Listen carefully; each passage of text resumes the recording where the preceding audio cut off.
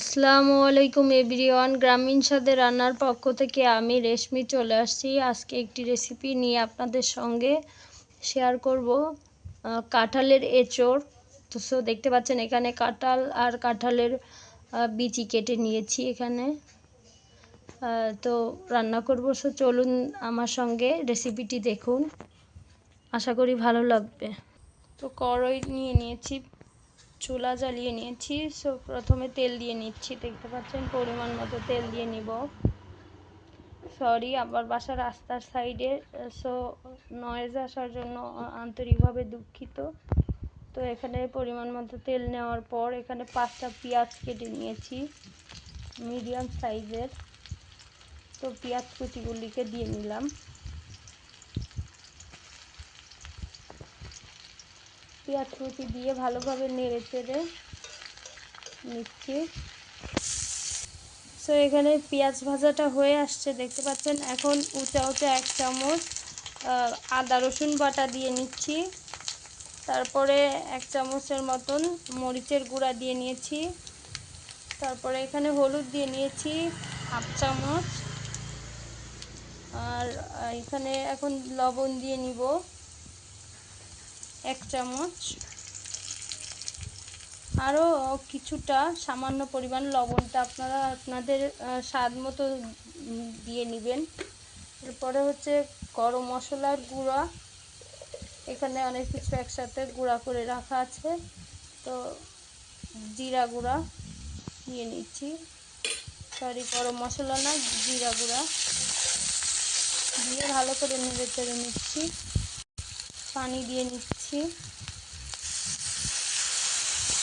সামান্য পরিমাণের পানি, যাতে মশলাটা পুড়ে না ওঠে, তার জন্য সামান্য পরিমাণে পানি দিয়ে নিলাম। পানি দিয়ে ভালোভাবে নেড়ে চেড়ে নিলাম। নেড়ে চেড়ে এখন মশলার ভিতর দিয়ে নিব চিংড়ি মাছ, কেটে বেছে রাখা চিংড়ি মাছগুলোকে দিয়ে নিচ্ছি। চিংড়ি মাছ দিয়ে ভালোভাবে নেড়ে চেড়ে নিচ্ছি।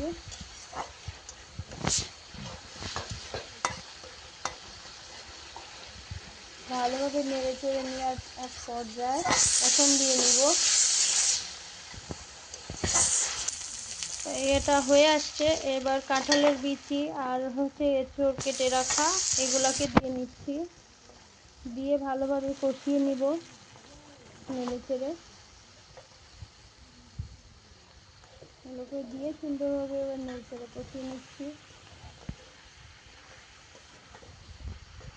এইভাবে কাঁঠাল রান্না করে খেলে অবশ্যই আপনাদের ভালো লাগবে। আপনারা অবশ্যই আমার চ্যানেলটা সাবস্ক্রাইব করবেন, যাতে করে আমার এই ভিডিও যেটাই আপলোড করি না কেন আপনাদের কাছে সবথেকে আগে পৌঁছায়। আর অবশ্যই আপনারা সাপোর্ট করবেন, ভিডিওগুলো দেখবেন। আর কেমন লাগলো অবশ্যই কমেন্ট করে জানাবেন। তো এই যে এখন এটার সাথে ভালো করে মিশিয়ে নিলাম। এখন সামান্য পরিমাণে পানি দিয়ে নিব, কষানোর পানি, খুব সামান্য পরিমাণে দিয়ে আবারও নেড়ে চেড়ে নিলাম। এই যে দেখুন কত সুন্দর কালার এসেছে। কিছুক্ষণের জন্য এবার সুন্দরভাবে হয়ে আসছে, দেখছেন। এবার ঢেকে নিব কিছুক্ষণের জন্য, ঢেকে কিছুক্ষণ অপেক্ষা করব। তো এখন দেখতে চলে এসেছি কেমন হয়েছে, দেখতে পাচ্ছেন একদম শুকিয়ে গিয়েছে। এবার আমরা ঝোলের পানি দিয়ে নিব।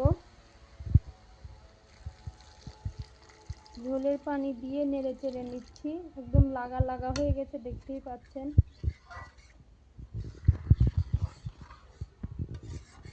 দিয়ে নিয়েছি, সুন্দরভাবে দিয়ে নিয়েছি। আবারও ঢেকে নিলাম। এবার আবার কিছুক্ষণ বাদে চলে আসলাম দেখতে।